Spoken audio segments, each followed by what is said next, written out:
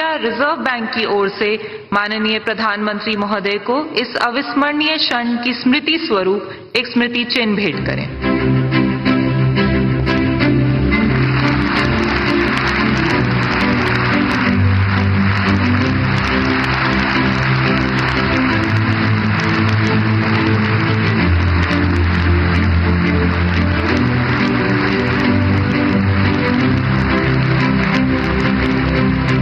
धन्यवाद माननीय।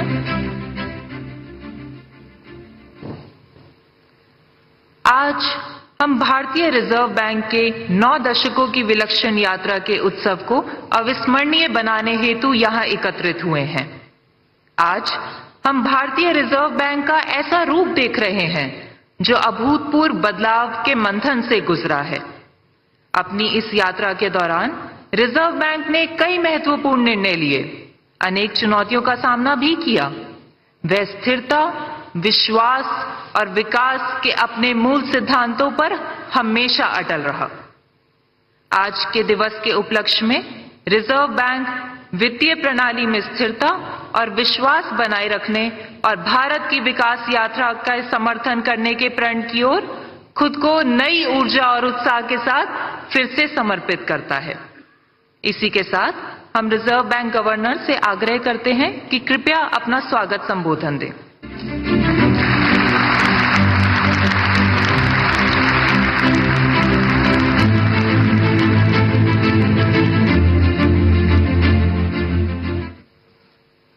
Honorable Prime Minister, Honorable Governor of Maharashtra, Honorable Chief Minister Maharashtra, Honorable Finance Minister, Honorable Union Ministers of State for Finance, Honorable Deputy Chief Ministers of Maharashtra, distinguished invitees, media representatives, and my colleagues from the Reserve Bank, both past and present. Today, the Reserve Bank of India enters the 90th year from its establishment on April 1, 1935. The journey of the Reserve Bank over the last 9 decades has been one of efficient functioning and contribution to the nation's progress. On this momentous occasion, it's my proud privilege on behalf of the Reserve Bank of India to welcome the Honorable Prime Minister to this commemorative event. Sir, your presence here amidst your very busy schedule is a source of great inspiration to all of us in the Reserve Bank.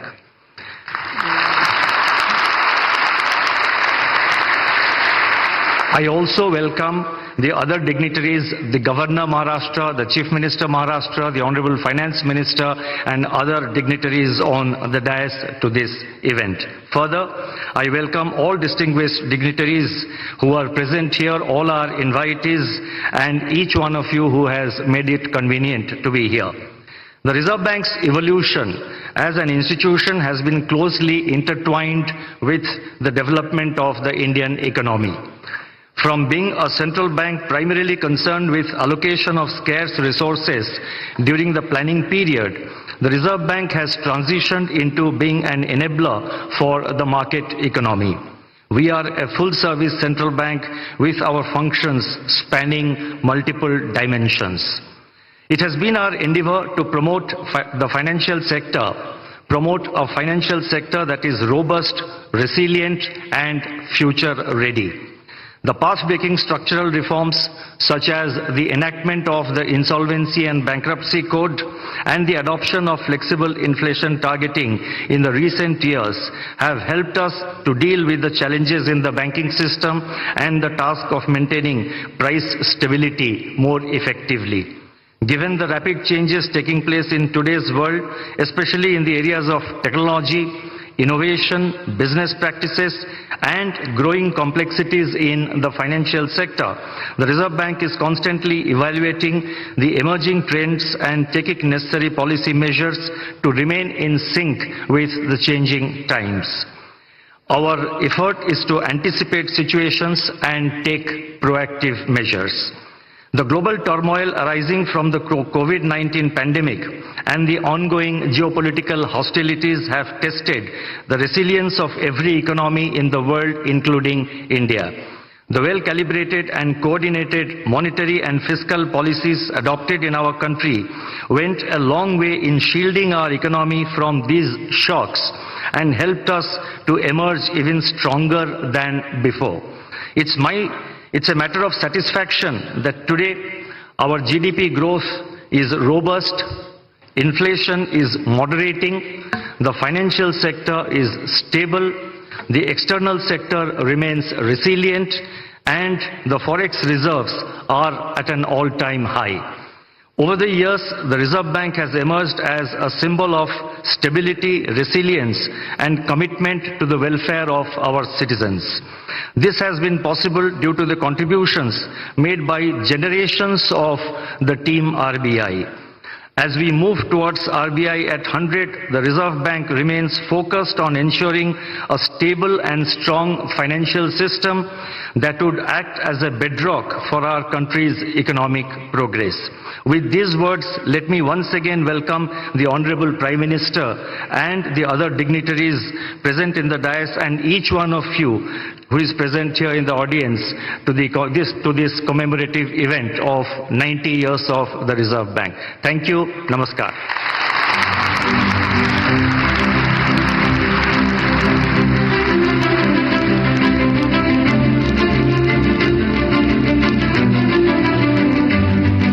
धन्यवाद। अब हमारा आग्रह है माननीय वित्त मंत्री महोदया श्रीमती निर्मला सीतारमण जी से कि कृपया अपना विशेष संबोधन दें।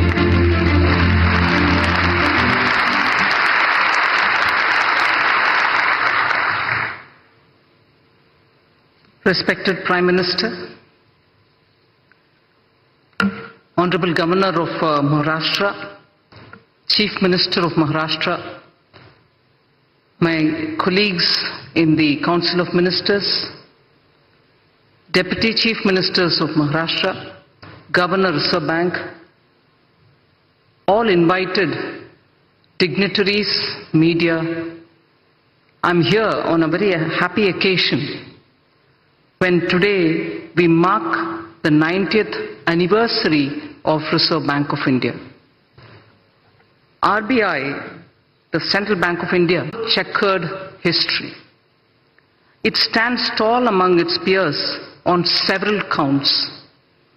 Once in a century pandemic, the COVID, hit us.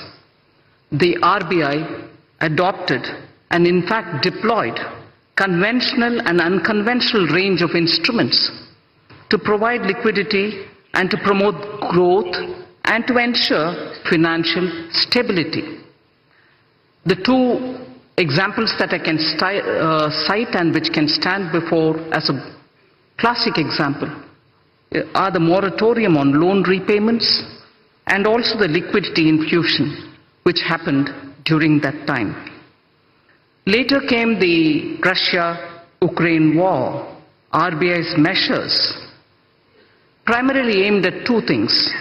One, to address the inflation and the forex market's volatility. RBI, in fact, has been one of the earliest to recognize the non-transient nature of inflation. One of the few central banks, if I may say so, to front-load policy rate hikes in particular.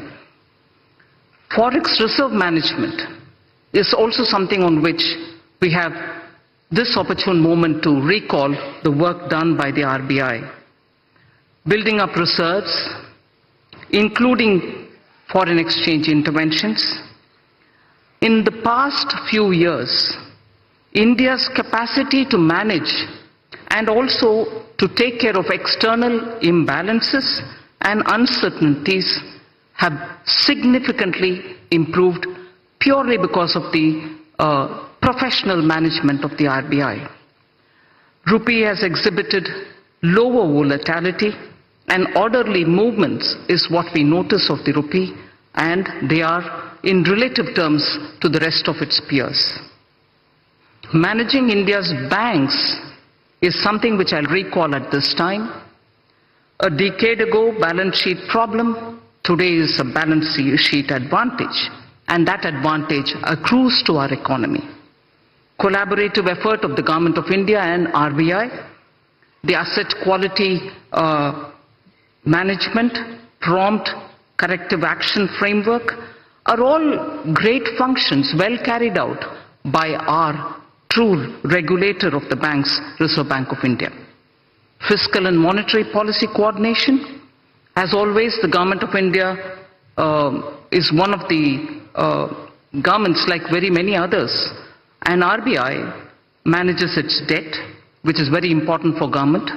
Inflation management, despite monetary tightening pressures and the measures which have been taken for monetary tightening, has stabilized the G-Sec yields, which is very important for the economy. The stability in G-Sec markets has contributed to overall financial market resilience and investor confidence in the Indian economy. Lastly, the Bank of International Settlements, BIS, has mentioned significant role played by RBI in a very unconventional point. RBI's role in anchoring inflation expectations using communication policy is significant, is what the BIS has said. And I am sure not one in this audience would disagree with that. Apart from forward guidance, it was used for explaining the rationale. The policy of communication management has been used for explaining the rationale for the measures taken by the RBI. Thus, in the economy, confidence was built, and then optimism, if I can say so, optimism has been held up even during pandemic, held high and never let down. So optimism building is a very beautiful function which the RBI during crisis time has handled, because it adopted this unconventional instrument of communication with the people. And final word, institutional integrity is something which I would credit the RBI, and among very many central banks, India's RBI, for its institutional credibility, needs a big applause in the 90th anniversary. Thank you very much.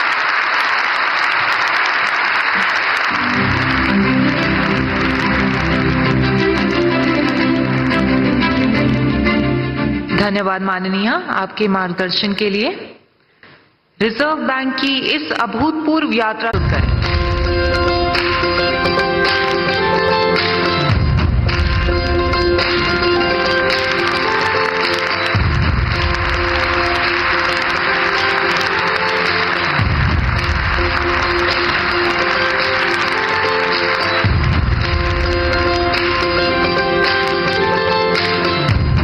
बहुत बहुत धन्यवाद माननीय। आज हम एक ऐसे ऐतिहासिक क्षण के साक्षी बन रहे हैं जहां हम भारतीय रिजर्व बैंक के 9 दशकों की यात्रा को मना रहे हैं, जिसमें रिजर्व बैंक ने कई नई कार्य प्रणालियों की शुरुआत की और कई पुराने कार्यों में नवीनता लाई है। आइए देखते हैं इस यात्रा को दर्शाते हुए एक लघु film.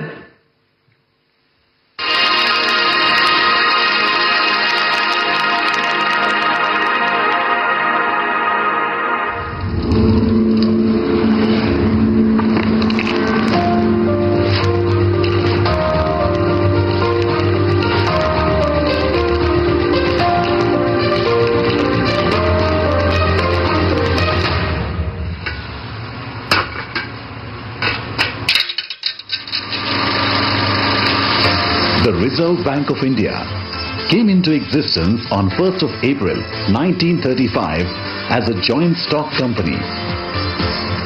It was nationalized in 1949. Over the last 9 decades, through its multifarious functions, the RBI has played a crucial role in the development of Indian financial sector and the economy. As the currency issuer of the country, the RBI has ensured supply of good quality banknotes. It has achieved near self-sufficiency in printing and sourcing of security features of banknotes by setting up of currency printing presses, paper manufacturing units and in-house ink factory. Being the banker and debt manager to the central and state governments, The Reserve Bank has managed their market borrowing programs and facilitated development of the government securities market, introduction of new instruments, strengthening market infrastructure and expanding the participant base, including retail investors, have ensured deepening of financial markets. India's monetary policy framework has evolved from monetary targeting to flexible inflation targeting, which was introduced in 2016. This was a major structural reform and has fostered price stability. RBI's monetary policy decisions are backed by its robust research and data analysis. The Reserve Bank is also responsible for the country's foreign exchange and reserves management. Its role has evolved over the years from being a regulator to a facilitator in an environment of market-determined exchange rates. A number of measures have been taken to simplify foreign exchange regulations for facilitating investment and trade. As the regulator and supervisor of a large part of the financial sector, the RBI has played a crucial role in promoting a sound and efficient financial system in the country. The regulatory and supervisory architecture of the financial system has been comprehensively restructured in the recent years. As a part of its commitment to financial inclusion, the Reserve Bank's policy on priority sector lending and many other measures has channelized credit to the needy sectors of the economy. This has given a strong fillip to financial inclusion. To strengthen customer protection and grievance redress mechanisms, the scope of Banking Ombudsman Scheme has been gradually widened. The Reserve Bank Integrated Ombudsman Scheme embodies the One Nation, One Ombudsman approach. India now has state-of-the-art payment systems that are affordable, accessible, convenient, safe and secure. The country has acquired a leadership position in digital payments landscape. As a regulator of the payment system, the RBI has played a significant role on making this possible. As part of promoting responsible innovations in financial services, the regulatory sandbox of the Reserve Bank provides a platform for developing solutions with focus on innovation and research in the fintech space. Giving further fillip to innovation, the RBI has taken a pioneering role among central banks by introducing the digital rupee, the central bank digital currency, in 2022 as a pilot project. The RBI has also been an institution builder in niche areas of the financial services sector. In its 90 years journey, the Reserve Bank has navigated through turbulent times with commitment and determination. This was prominently visible during the COVID-19 pandemic and the war in Ukraine. India's financial system and the economy have emerged stronger from these unprecedented global shocks. As we commemorate 90 years of the RBI, we rededicate ourselves to building a robust financial system that is future-ready and contributes to the well-being of our country and the people.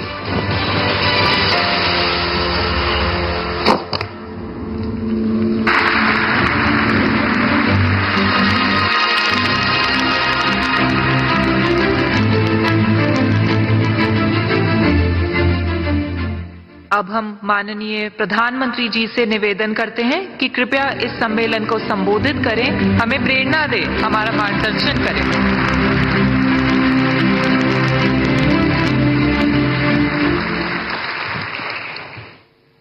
Maharashtra के राज्यपाल श्री रमेश बैस जी, मुख्यमंत्री श्रीमान एकनाथ शिंदे जी, मंत्रिमंडल के मेरे सहयोगी निर्मला सीतारामन जी, भागवत कराड़ जी, पंकज चौधरी जी, महाराष्ट्र सरकार के उप मुख्यमंत्री देवेंद्र जी अजीत जी, रिजर्व बैंक के governor Shaktikanta Das ji, reserve bank of India के अधिकारी, अन्य महानुभाव, देवी और सज्जनों, आज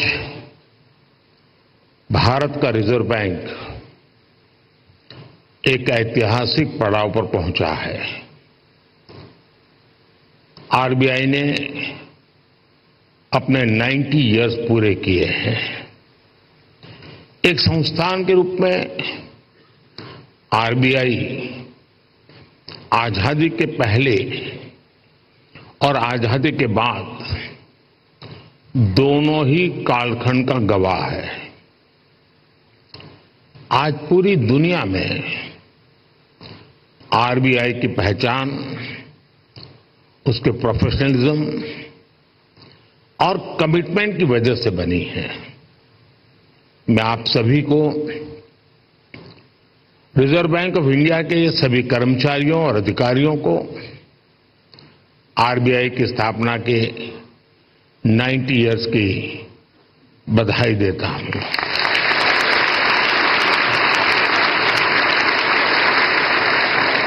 और इस समय जो लोग आरबीआई से जुड़े हैं उन्हें मैं बहुत सौभाग्यशाली मानता हूं।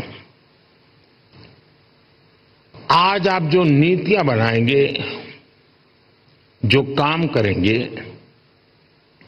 उनसे आरबीआई के अगले दशक की दिशा तय होगी।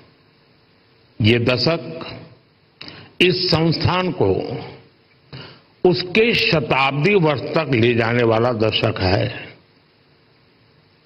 और ये दशक विकसित भारत की संकल्प यात्रा के लिए भी उतना ही अहम है। और इसके लिए जैसा आप लोगों का मंत्र है, आरबीआई को तेज ग्रोथ को सर्वोच्च प्राथमिकता देते हुए ट्रस्ट और स्टेबिलिटी पर भी उतना ही फोकस करना है। मैं आरबीआई को उसके लक्ष्यों और संकल्पों के लिए भी शुभकामनाएं देता हूं। साथियों, आप सभी अपनी फील्ड के एक्सपर्ट्स हैं। आप जानते हैं कि देश की अर्थव्यवस्था, हमारी जीडीपी काफी हद तक मॉनेटरी और फिस्कल पॉलिसीज के कोऑर्डिनेशन पर निर्भर करती है। मुझे याद है जब 2014 में रिजर्व बैंक के 80वें वर्ष के कार्यक्रम में आया था, तब हालात एकदम अलग थे। भारत का पूरा बैंकिंग सेक्टर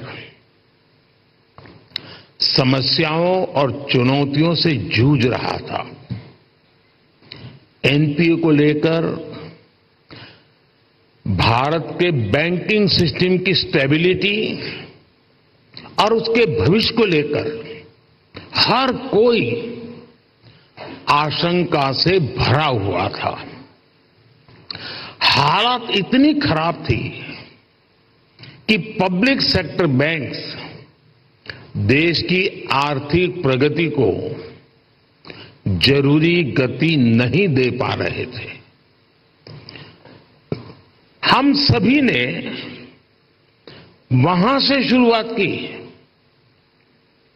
और आज देखिए, आज भारत के बैंकिंग सिस्टम को दुनिया में एक स्ट्रांग और सस्टेनेबल सिस्टम माना जा रहा है।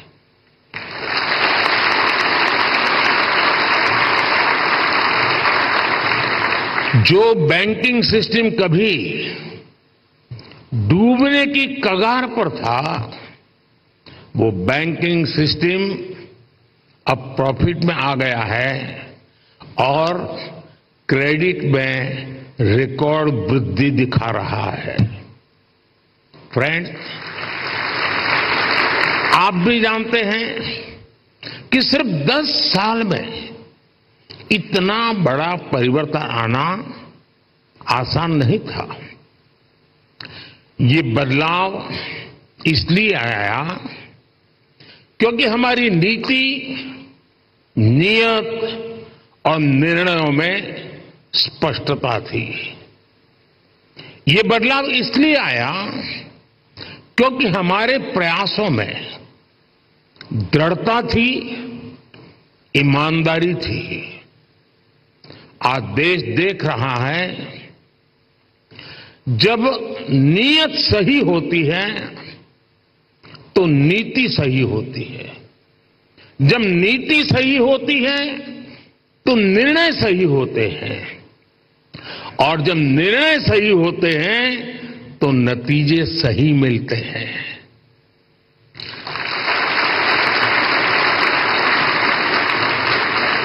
इन शॉर्ट मैं यही कहना चाहता हूं, नीयत सही तो नतीजे सही।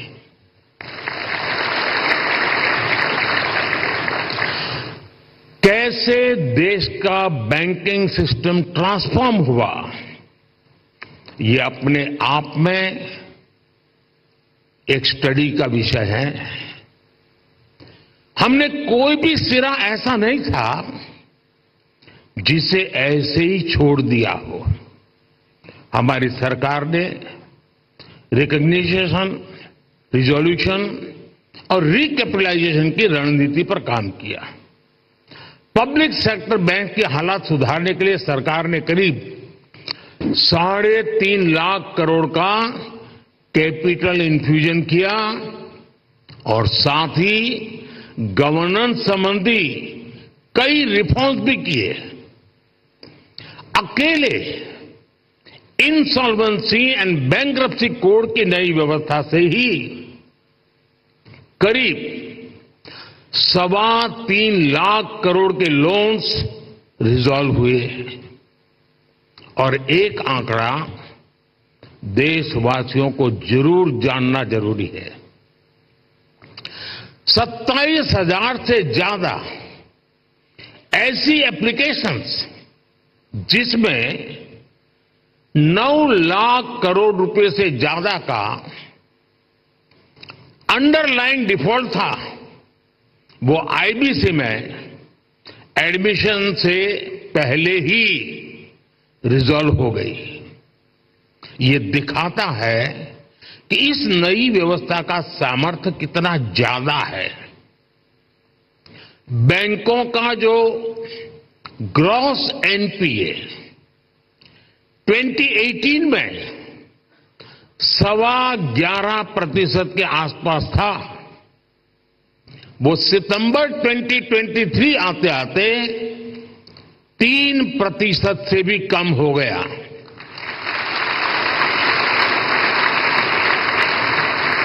आज ट्विन बैलेंस शीट की समस्या अतीत का हिस्सा हो चुकी है। आज बैंक की क्रेडिट ग्रोथ 15% तक हो गई है और मैं इन सभी उपलब्धियों में आरबीआई की सहभागीदारी और प्रयासों की भी बहुत बड़ी भूमिका रही है और वो बधाई के पात्र हैं। साथियों, आरबीआई जैसे संस्थान के बारे में चर्चा अक्सर फाइनेंशियल डेफिनेशन और कठिन टर्मिनोलॉजी तक ही सीमित रह जाती है। आपका कार्य जितना जटिल है उसमें यह स्वाभाविक भी है, लेकिन आप जो काम करते हैं उससे देश के सामान्य मानव का जीवन सीधे तौर पर प्रभावित होता है। बीते 10 वर्षों में हमने सेंट्रल बैंक, बैंकिंग सिस्टम और अंतिम पायदान पर खड़े व्यक्ति के बीच इस कनेक्ट को हाईलाइट किया है। गरीबों का फाइनेंशियल इंक्लूजन आज इसका बहुत बड़ा उदाहरण है। आज देश में 52 करोड़ जनधन खाते हैं। इनमें भी 55% से ज्यादा खाते महिलाओं के नाम पर है।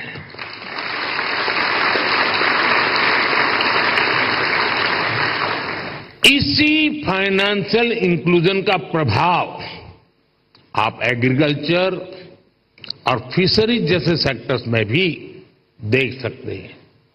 आज 7 करोड़ से ज्यादा फार्मर्स, फिशरमैन और पशुपालक के पास किसान क्रेडिट कार्ड हैं।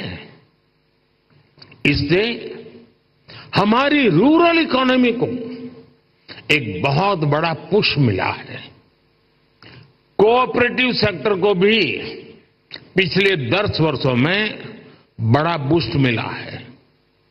सहकारिता में कोऑपरेटिव बैंक की एक बहुत बड़ी भूमिका होती है और ये रिजर्व बैंक के रेगुलेशन और सुपरविजन का एक महत्वपूर्ण क्षेत्र भी है। यूपीआई आज एक ग्लोबली रिकॉग्नाइज्ड प्लेटफॉर्म बन चुका है। इस पर हर महीने 1200 करोड़ से ज्यादा ट्रांजैक्शन हो रहे हैं। अभी आप लोग सेंट्रल बैंक डिजिटल करेंसी पर भी काम कर रहे हैं। यानी पिछले 10 वर्षों में हुए ट्रांसफॉर्मेशन की एक तस्वीर ये भी है। एक दशक के भीतर ही हम पूरी तरह से एक नई बैंकिंग व्यवस्था, एक नई अर्थव्यवस्था और नए करेंसी एक्सपीरियंस में प्रवेश कर चुके हैं। और जैसा मैंने पहले कहा है, पिछले 10 साल में जो हुआ वो तो सिर्फ ट्रेलर है।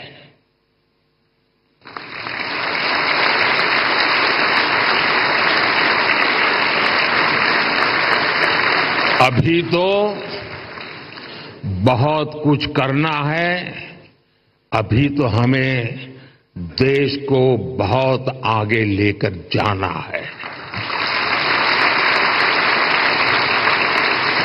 साथियों, बहुत जरूरी है कि हमारे पास अगले 10 साल के लक्ष्य बिल्कुल स्पष्ट हो। हमें मिलकर अगले 10 साल में डिजिटल ट्रांजैक्शन की संभावनाओं को विस्तार देना होगा। हमें कैशलेस इकोनॉमी से आ रहे इन बदलावों पर नजर भी रखनी होगी। हमें फाइनेंशियल इंक्लूजन और एम्पावरिंग एफर्ट्स को भी और बेहतर करना होगा। साथियों, इतनी बड़ी जनसंख्या की बैंकिंग नीड्स भी अलग अलग हो सकती है। कई लोग फिजिकल ब्रांच मॉडल को पसंद करते हैं, कई लोगों को डिजिटल डिलीवरी पसंद होती है। देश को ऐसी नीतियां बनाने की जरूरत है जिससे ईज ऑफ डूइंग बैंकिंग बेहतर हो और सभी को उनकी जरूरत के अनुसार क्रेडिट एक्सेस मिल सके। डीपीआई के क्षेत्र में भारत को अग्रणी बनाने के लिए हमें आर्टिफिशियल इंटेलिजेंस, मशीन लर्निंग की निरंतर मदद लेनी चाहिए। भारत की प्रगति तेज गति से हो, इंक्लूसिव हो, सस्टेनेबल हो, इसके लिए रिजर्व बैंक को लगातार कदम उठाते रहने होंगे। एक रेगुलेटर के तौर पर आरबीआई ने बैंकिंग सेक्टर में रूल बेस्ड डिसिप्लिन और फाइनेंशियली प्रूडेंशियल प्रैक्टिसेस को सुनिश्चित कराया है। लेकिन इसके साथ ही ये भी आवश्यक है कि आरबीआई विभिन्न सेक्टर्स की भविष्य की जरूरतों का आकलन करते हुए अभी से तैयारी करे, बैंकों को प्रोत्साहित करे, प्रोएक्टिव कदम उठाए। मैं आपको विश्वास दिलाता हूं कि सरकार आपके साथ है।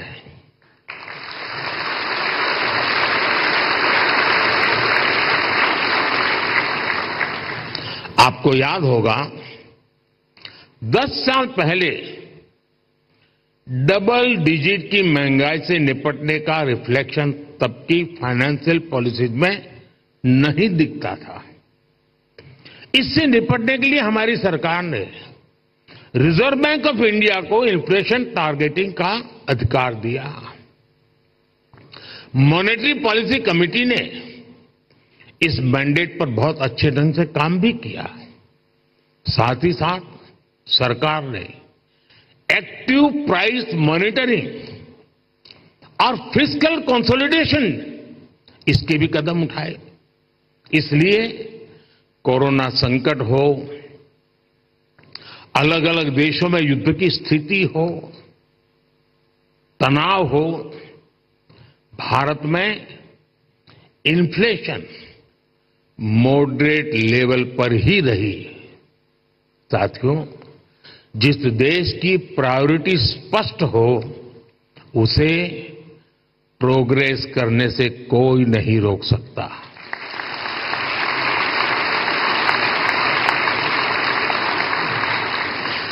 हमने कोरोना के दौरान फाइनेंशियल प्रूडेंस की चिंता भी की और सामान्य नागरिक के जीवन को भी सर्वोच्च प्राथमिकता दी। यही वजह है कि भारत का गरीब, भारत का मिडिल क्लास उस आपदा से उबरकर अब अर्थव्यवस्था को गति दे रहा है।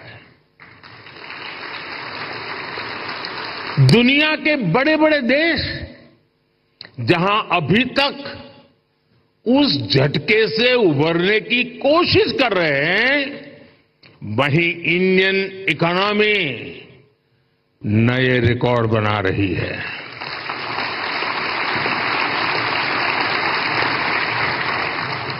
भारत की सफलता को आरबीआई वैश्विक स्तर पर ले जा सकता है। इन्फ्लेशन कंट्रोल और ग्रोथ में एक बैलेंस बनाना किसी भी डेवलपिंग कंट्री की बहुत यूनिक जरूरत होती है। इससे निपटने के लिए कौन कौन से मॉनेटरी टूल्स हो सकते हैं, इसके बारे में सोचना बहुत आवश्यक है। आरबीआई इसके लिए एक मॉडल बनकर ग्लोबल लीडरशिप की भूमिका निभा सकता है। और ये बात मैं 10 साल के अनुभव के बाद कहता हूं, और ये बात दुनिया को निकट से जानने समझने के बाद कह रहा हूं। और इससे पूरे ग्लोबल साउथ को बहुत बड़ी मदद मिल सकती है। फ्रेंड्स, अगले 10 साल के टारगेट तो तय करते हुए हमें एक बात और ध्यान रखनी है, वो है भारत के युवाओं की एस्पिरेशंस। भारत आज दुनिया के सबसे युवा देशों में से एक है। इस युवा एस्पिरेशंस को पूरा करने में आरबीआई का अहम रोल है। बीते 10 साल में सरकार की पॉलिसीज की वजह से नए नए सेक्टर्स बने हैं। इन सेक्टर्स में देश के युवाओं को नए अवसर मिल रहे हैं। आप देखिए, आज ग्रीन एनर्जी जैसे उभरते हुए क्षेत्रों का विस्तार हो रहा है। सरकार सोलर एनर्जी और ग्रीन हाइड्रोजन जैसे सेक्टर्स को प्रमोट कर रही है। आज देश में इथेनॉल ब्लेंडिंग को लगातार बढ़ाया गया है। डिजिटल टेक्नोलॉजी में आज भारत एक प्राइम प्लेयर बनकर उभरा है। हमने स्वदेशी 5G टेक्नोलॉजी पर काम किया है। डिफेंस सेक्टर हम बड़े एक्सपोर्टर की भूमिका में आ रहे हैं। एमएसएमई पूरी भारतीय अर्थव्यवस्था और मैन्युफैक्चरिंग सेक्टर की बैकबोन जैसे हैं। ऐसे सारे सेक्टर्स में अलग अलग तरीके के कर्ज की जरूरत होती है। कोरोना के समय हमने एमएसएमई सेक्टर के लिए जो क्रेडिट गारंटी स्कीम बनाई, उसने इस सेक्टर को बहुत बड़ी शक्ति दी थी। रिजर्व बैंक को भी आगे out of the box policies के बारे में सोचना होगा। और मैंने देखा है हमारे शक्तिकांत जी आउट ऑफ बॉक्स सोचने में माहिर है।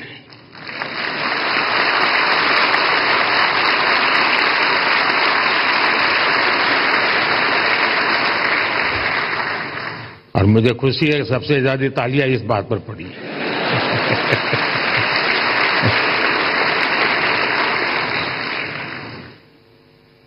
विशेषकर नए सेक्टर्स में हमारे युवाओं को पर्याप्त क्रेडिट अवेलेबिलिटी मिले, ये सुनिश्चित किया जाना बहुत जरूरी है। साथियों, 21वीं सदी में इनोवेशन का बहुत महत्व रहने वाला है। सरकार इनोवेशन पर रिकॉर्ड इन्वेस्ट कर रही है।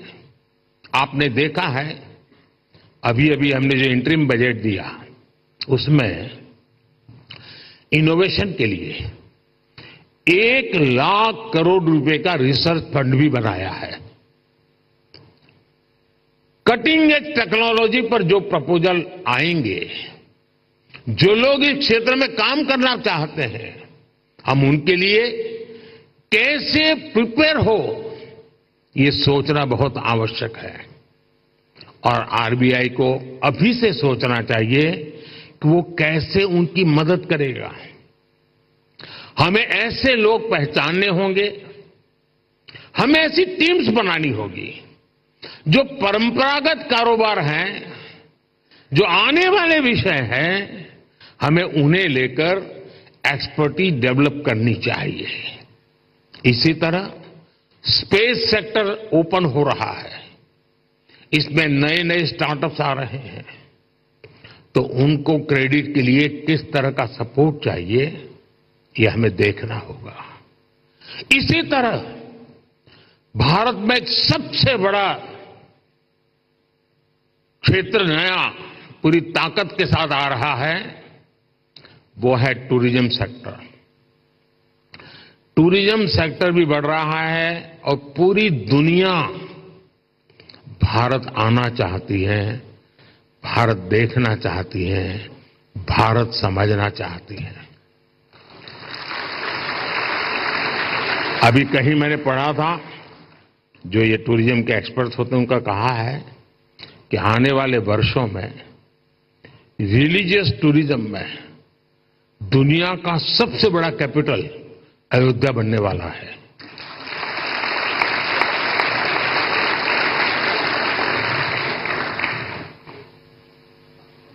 हमें देखना होगा कि इस सेक्टर को फाइनेंशियल सपोर्ट करने के लिए हमारी क्या तैयारी है। जो देश में नए नए सेक्टर्स बन रहे हैं, हमें उनमें अभी से एक्सपर्टीज डेवलप करनी चाहिए और उनको हम कैसे सपोर्ट करेंगे, इस पर भी पहले से मंथन होना चाहिए। अभी 100 दिन मैं चुनाव में बिजी हूं, तो आपके पास भरपूर समय है। आप सोच के रखिए, क्योंकि शपथ लेने के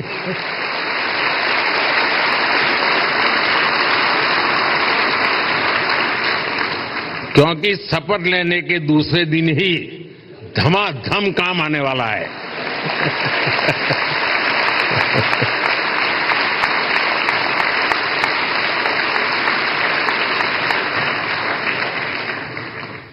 साथियों, हम लोगों ने फाइनेंशियल इंक्लूजन पर बहुत काम किया है, डिजिटल पेमेंट पर बहुत काम किया है। इससे हमारे छोटे बिजनेस की, रेहड़ी पटरी वालों की फाइनेंशियल कैपेसिटी अब ट्रांसपेरेंटली दिखाई देने लगी है। अब इस जानकारी का उपयोग करते हुए हमें उन्हें फाइनेंशियल एम्पावर करना है। फ्रेंड्स, हमें मिलकर अगले 10 वर्षों में एक और बड़ा काम करना है। हमें भारत की आर्थिक आत्मनिर्भरता को बढ़ाना है। हमें कोशिश करनी है कि हमारी इकोनॉमी दुनिया के संकटों से कम प्रभावित हो। आज भारत ग्लोबल जीडीपी ग्रोथ में 15% के साथ ग्लोबल ग्रोथ का इंजन बन रहा है। इन स्थितियों में ये प्रयास होना चाहिए कि हमारा रुपया पूरी दुनिया में ज्यादा एक्सेसिबल भी हो, एक्सेप्टेबल भी हो। एक और ट्रेंड जो बीते कुछ वर्षों में पूरी दुनिया में देखने को मिला है, वो है बहुत ज्यादा आर्थिक विस्तार और बढ़ता हुआ कर्ज।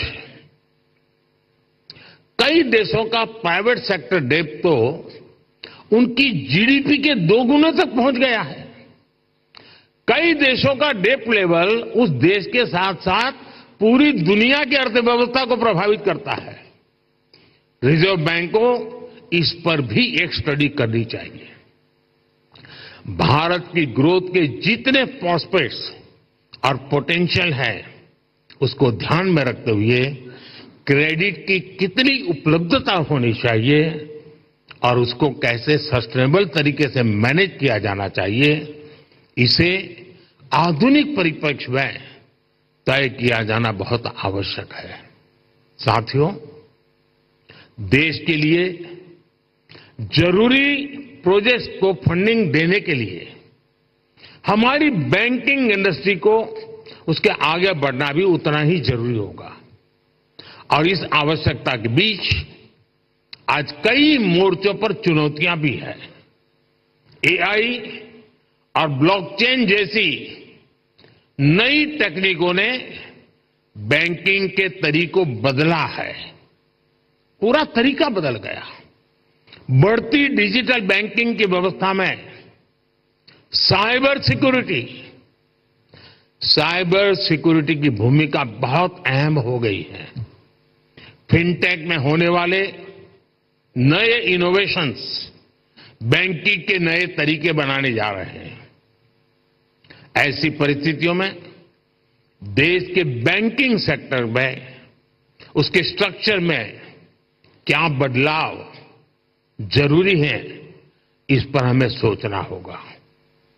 इसमें हमें नए financing, operating and business models की आवश्यकता हो सकती है। ग्लोबल चैंपियंस की क्रेडिट जरूरतों से लेकर रेहड़ी पटरी वालों तक की जरूरत को, कटिंग एज सेक्टर से लेकर ट्रेडिशनल सेक्टर तक की जरूरतों को हम पूरा कर सके, ये विकसित भारत के लिए बहुत जरूरी है। विकसित भारत के बैंकिंग विजन के इस पूरे अध्ययन के लिए रिजर्व बैंक बहुत उपयुक्त संस्था है।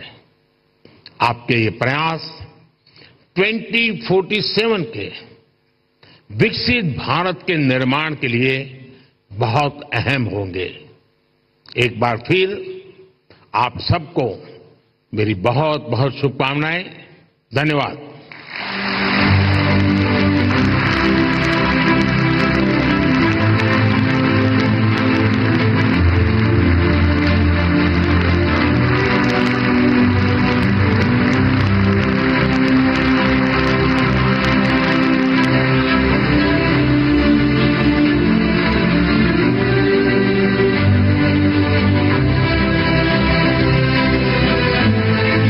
बहुत बहुत धन्यवाद। श्री रमेश बैस जी, मुख्यमंत्री श्रीमान एकनाथ शिंदे जी, मंत्रिमंडल के मेरे सहयोगी निर्मला सीतारामन जी, भागवत कराड़ जी, पंकज चौधरी जी, महाराष्ट्र सरकार के उप मुख्यमंत्री देवेंद्र जी अजीत जी, रिजर्व बैंक के governor Shaktikanta Das ji, reserve bank of India के अधिकारी, अन्य महानुभाव, देवी और सज्जनों, आज भारत का रिजर्व बैंक एक ऐतिहासिक पड़ाव पर पहुंचा है। आरबीआई ने अपने 90 इयर्स पूरे किए हैं। एक संस्थान के रूप में आरबीआई आजादी के पहले और आजादी के बाद दोनों ही कालखंड का गवाह है। आज पूरी दुनिया में आरबीआई की पहचान उसके प्रोफेशनलिज्म और कमिटमेंट की वजह से बनी है। मैं आप सभी को रिजर्व बैंक ऑफ इंडिया के सभी कर्मचारियों और अधिकारियों को आरबीआई की स्थापना के 90 इयर्स की बधाई देता हूं।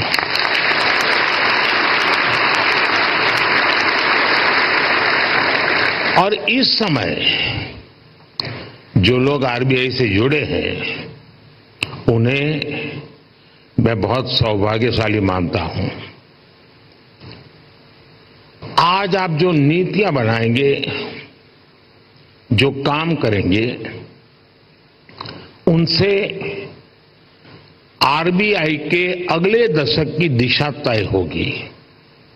ये दशक इस संस्थान को उसके शताब्दी वर्ष तक ले जाने वाला दशक है और ये दशक विकसित भारत की संकल्प यात्रा के लिए भी उतना ही अहम है। और इसके लिए जैसा आप लोगों का मंत्र है, आरबीआई को तेज ग्रोथ को सर्वोच्च प्राथमिकता ही फोकस करना है। मैं आरबीआई को उसके लक्ष्यों और संकल्पों के लिए भी शुभकामनाएं देता हूं। साथियों, आप सभी अपनी फील्ड के एक्सपर्ट्स हैं। आप जानते हैं कि देश की अर्थव्यवस्था, हमारी जीडीपी काफी हद तक मॉनेटरी और फिस्कल पॉलिसीज के कोऑर्डिनेशन पर निर्भर करती है। मुझे याद है जब 2014 में रिजर्व बैंक के 80वें वर्ष के कार्यक्रम में आया था, तब हालात एकदम अलग थे। भारत का पूरा बैंकिंग सेक्टर समस्याओं और चुनौतियों से जूझ रहा था। एनपीए को लेकर, भारत के बैंकिंग सिस्टम की स्टेबिलिटी और उसके भविष्य को लेकर हर कोई आशंका से भरा हुआ था। हालात इतनी खराब थी कि पब्लिक सेक्टर बैंक्स देश की आर्थिक प्रगति को जरूरी गति नहीं दे पा रहे थे। हम सभी ने वहां से शुरुआत की और आज देखिए, आज भारत के बैंकिंग सिस्टम को दुनिया में एक स्ट्रांग और सस्टेनेबल सिस्टम माना जा रहा है।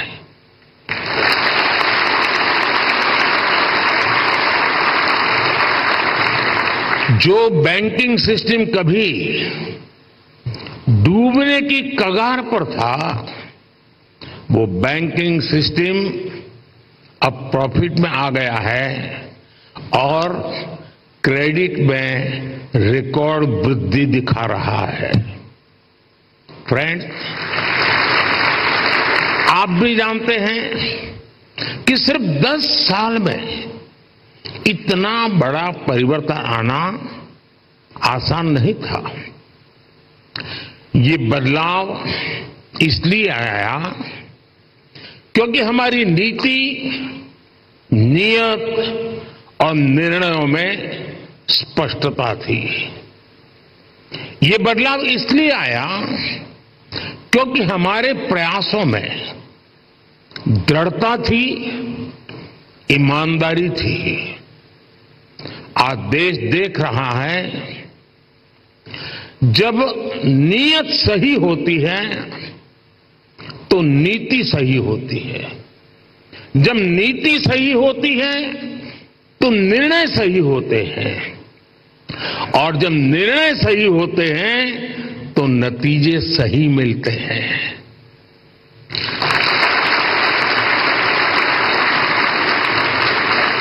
इन शॉर्ट, मैं यही कहना चाहता हूं, नीयत सही तो नतीजे सही।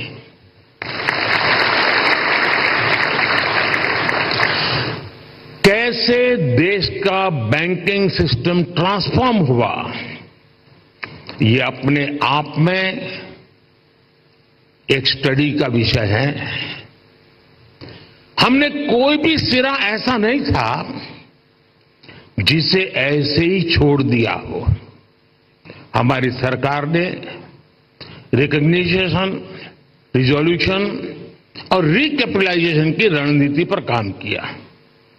पब्लिक सेक्टर बैंक के हालात सुधारने के लिए सरकार ने करीब 3.5 लाख करोड़ का कैपिटल इन्फ्यूजन किया और साथ ही गवर्नेंस संबंधी कई रिफॉर्म्स भी किए।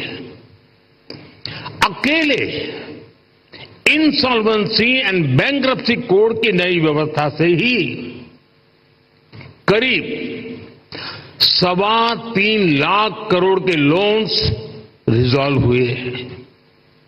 और एक आंकड़ा देशवासियों को जरूर जानना जरूरी है।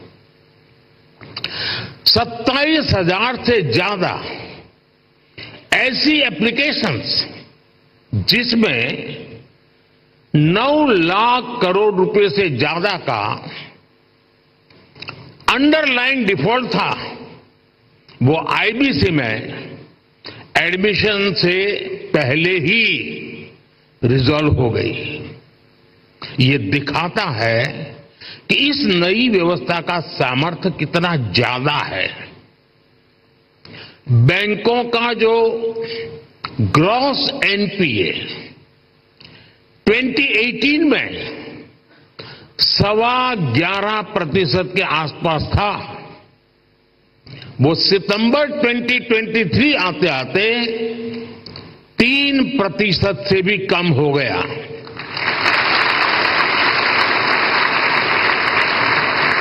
आज ट्विन बैलेंस शीट की समस्या अतीत का हिस्सा हो चुकी है। आज बैंक की क्रेडिट ग्रोथ 15% तक हो गई है और मैं इन सभी उपलब्धियों में आरबीआई की सहभागीदारी और प्रयासों की भी बहुत बड़ी भूमिका रही है और वो बधाई के पात्र हैं। साथियों, आरबीआई जैसे संस्थान के बारे में चर्चा अक्सर फाइनेंशियल डेफिनेशन और कठिन टर्मिनोलॉजी तक ही सीमित रह जाती है। आपका कार्य जितना जटिल है उसमें यह स्वाभाविक भी है, लेकिन आप जो काम करते हैं उससे देश के सामान्य मानव का जीवन सीधे तौर पर प्रभावित होता है। बीते 10 वर्षों में हमने सेंट्रल बैंक, बैंकिंग सिस्टम और अंतिम पायदान पर खड़े व्यक्ति के बीच इस कनेक्ट को हाईलाइट किया है। गरीबों का फाइनेंशियल इंक्लूजन आज इसका बहुत बड़ा उदाहरण है। आज देश में 52 करोड़ जनधन खाते हैं। इनमें भी 55% से ज्यादा खाते महिलाओं के नाम पर है।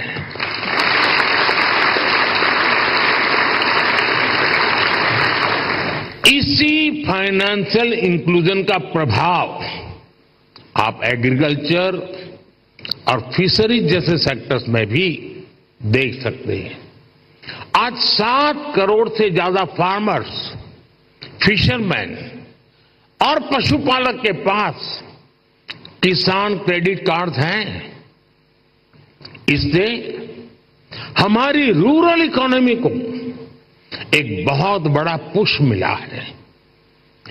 कोऑपरेटिव सेक्टर को भी पिछले 10 वर्षों में बड़ा बूस्ट मिला है। सहकारिता में कोऑपरेटिव बैंक की एक बहुत बड़ी भूमिका होती है और ये रिजर्व बैंक के रेगुलेशन और सुपरविजन का एक महत्वपूर्ण क्षेत्र भी है। यूपीआई आज एक ग्लोबली रिकॉग्नाइज्ड प्लेटफॉर्म बन चुका है। इस पर हर महीने 1200 करोड़ से ज्यादा ट्रांजैक्शन हो रहे हैं।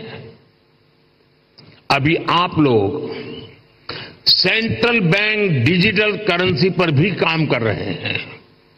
यानी पिछले 10 वर्षों में हुए ट्रांसफॉर्मेशन की एक तस्वीर ये भी है। एक दशक के भीतर ही हम पूरी तरह से एक नई बैंकिंग व्यवस्था, एक नई अर्थव्यवस्था और नए करेंसी एक्सपीरियंस में प्रवेश कर चुके हैं।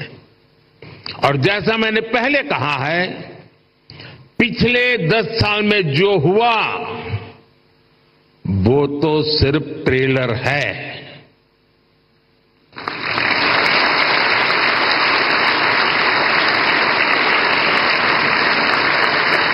अभी तो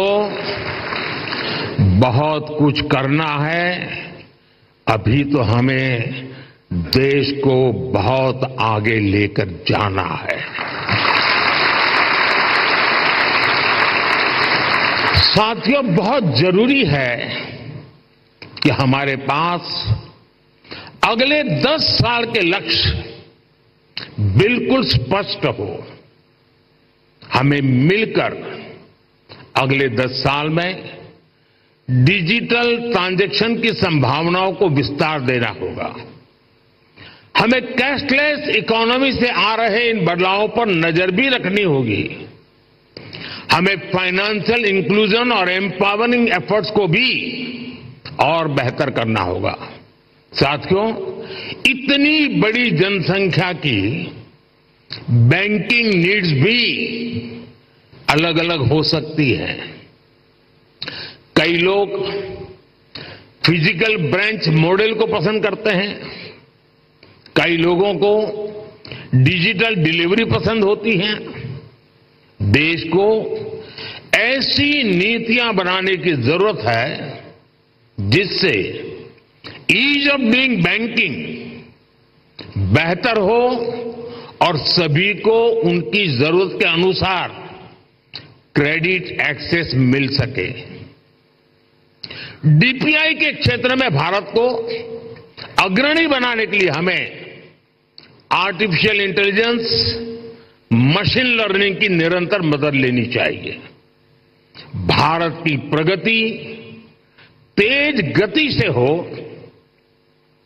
इंक्लूसिव हो, सस्टेनेबल हो, इसके लिए रिजर्व बैंक को लगातार कदम उठाते रहने होंगे।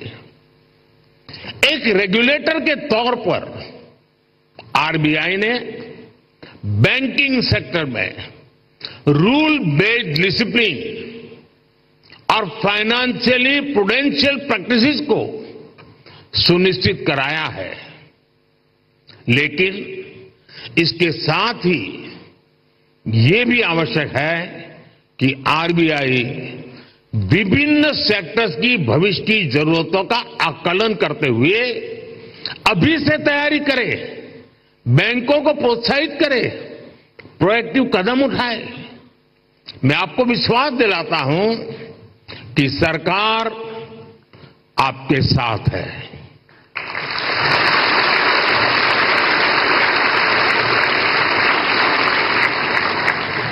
आपको याद होगा 10 साल पहले डबल डिजिट की महंगाई से निपटने का रिफ्लेक्शन तब की फाइनेंशियल पॉलिसीज में नहीं दिखता था। इससे निपटने के लिए हमारी सरकार ने रिजर्व बैंक ऑफ इंडिया को इन्फ्लेशन टारगेटिंग का अधिकार दिया। मॉनेटरी पॉलिसी कमेटी ने इस मैंडेट पर बहुत अच्छे ढंग से काम भी किया। साथ ही साथ सरकार ने एक्टिव प्राइस मॉनिटरिंग और फिस्कल कंसोलिडेशन इसके भी कदम उठाए। इसलिए कोरोना संकट हो, अलग अलग देशों में युद्ध की स्थिति हो, तनाव हो, भारत में इन्फ्लेशन मॉडरेट लेवल पर ही रही। साथियों, जिस देश की प्रायोरिटी स्पष्ट हो उसे प्रोग्रेस करने से कोई नहीं रोक सकता।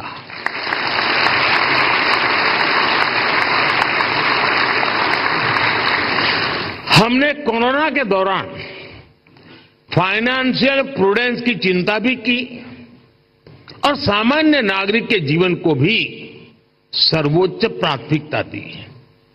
यही वजह है कि भारत का गरीब, भारत का मिडिल क्लास उस आपदा से उबरकर अब अर्थव्यवस्था को गति दे रहा है। दुनिया के बड़े बड़े देश जहां अभी तक उस झटके से उबरने की कोशिश कर रहे हैं, वहीं इंडियन इकोनॉमी नए रिकॉर्ड बना रही है।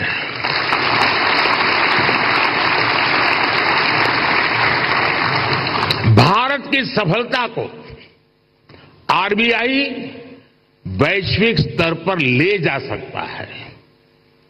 इन्फ्लेशन कंट्रोल और ग्रोथ में एक बैलेंस बनाना किसी भी डेवलपिंग कंट्री की बहुत यूनिक जरूरत होती है। इससे निपटने के लिए कौन कौन से मॉनेटरी टूल्स हो सकते हैं, इसके बारे में सोचना बहुत आवश्यक है।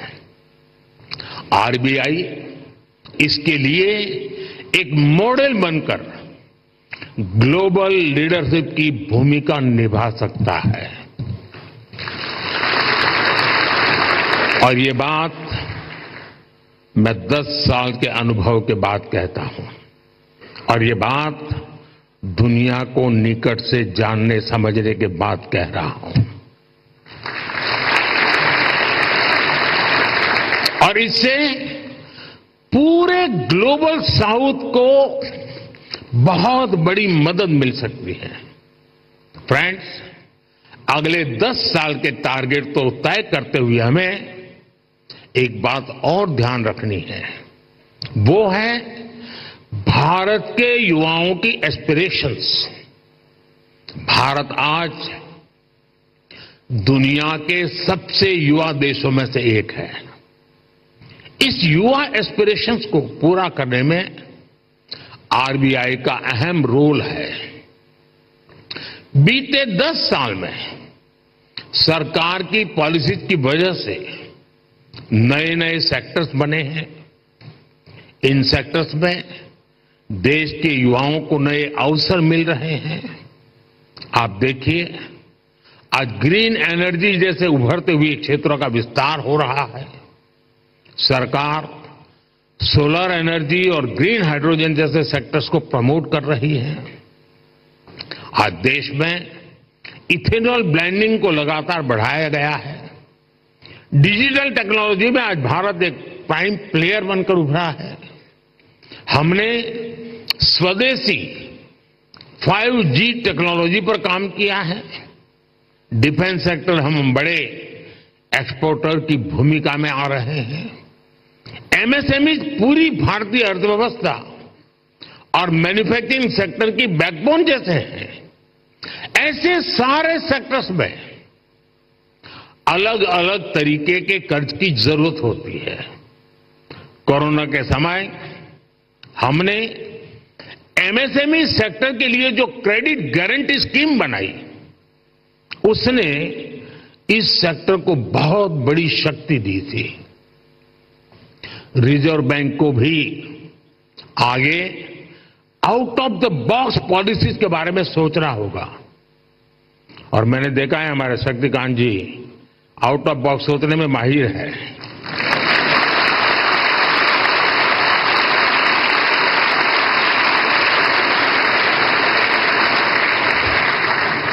और मुझे खुशी है कि सबसे ज्यादा तालियां इस बात पर पड़ी है।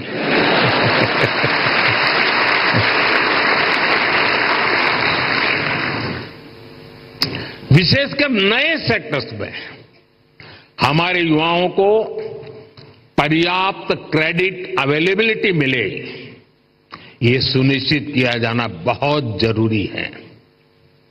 साथियों, 21वीं सदी में इनोवेशन का बहुत महत्व रहने वाला है। सरकार इनोवेशन पर रिकॉर्ड इन्वेस्ट कर रही है।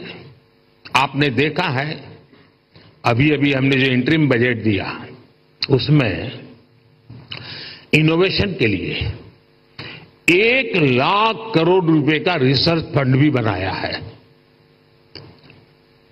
कटिंग एज टेक्नोलॉजी पर जो प्रपोजल आएंगे, जो लोग इस क्षेत्र में काम करना चाहते हैं, हम उनके लिए कैसे प्रिपेयर हो, ये सोचना बहुत आवश्यक है। और आरबीआई को अभी से सोचना चाहिए कि वो कैसे उनकी मदद करेगा।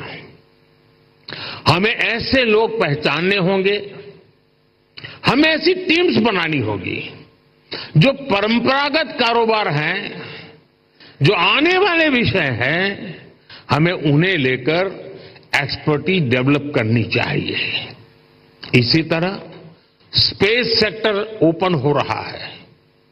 इसमें नए नए स्टार्टअप्स आ रहे हैं, तो उनको क्रेडिट के लिए किस तरह का सपोर्ट चाहिए, ये हमें देखना होगा।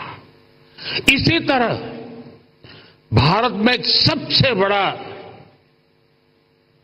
क्षेत्र नया पूरी ताकत के साथ आ रहा है, वो है टूरिज्म सेक्टर। टूरिज्म सेक्टर भी बढ़ रहा है और पूरी दुनिया भारत आना चाहती है, भारत देखना चाहती है, भारत समझना चाहती है। अभी कहीं मैंने पढ़ा था, जो ये टूरिज्म के एक्सपर्ट्स होते हैं, उनका कहा है कि आने वाले वर्षों में रिलीजियस टूरिज्म में दुनिया का सबसे बड़ा कैपिटल अयोध्या बनने वाला है।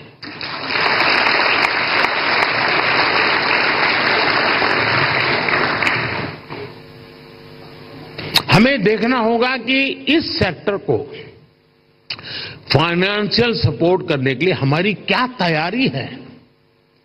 जो देश में नए नए सेक्टर्स बन रहे हैं, हमें उनमें अभी से एक्सपर्टीज डेवलप करनी चाहिए और उनको हम कैसे सपोर्ट करेंगे, इस पर भी पहले से मंथन होना चाहिए। अभी 100 दिन में चुनाव में बिजी हूं, तो आपके पास भरपूर समय है। आप सोच के रखिए, क्योंकि शपथ लेने के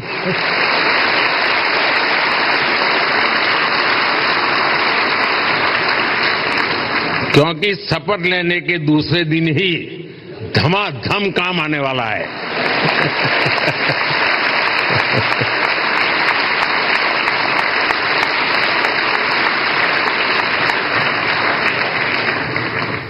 साथियों, हम लोगों ने फाइनेंशियल इंक्लूजन पर बहुत काम किया है, डिजिटल पेमेंट पर बहुत काम किया है।